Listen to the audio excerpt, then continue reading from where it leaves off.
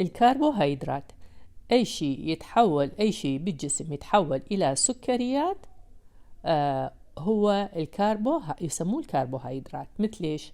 الخبز، المعجنات، الطحين، الشعير، الرز، البطاطا، تتحول بالجسم بالمعدة والأمعاء إلى سكر ويصعد إلى الدورة الدموية، فيؤدي إلى ارتفاع السكر إذا كانت كميته كبيرة.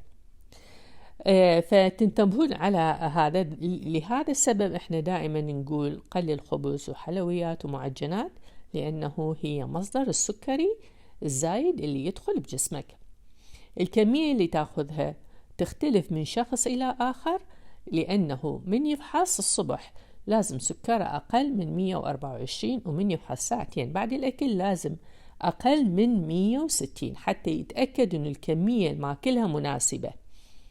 إذا عالي أكو شيئين، إما الدواء السكري يحتاج الدكتور يعدل الجرعة إذا أنت ما تأخذ كمية كبيرة، أو أنت تأخذ كمية كبيرة قلل من الكربوهيدرات. حطوا أكل متوازن، بروتينات مثل ما قلنا، ودهون صحية مثل زيت الزيتون بالأكل، والكربوهيدرات إذا تأكلها مجتمعة مع بعض بالوجبة راح يحسك تشعر بالشبع لفترة أطول.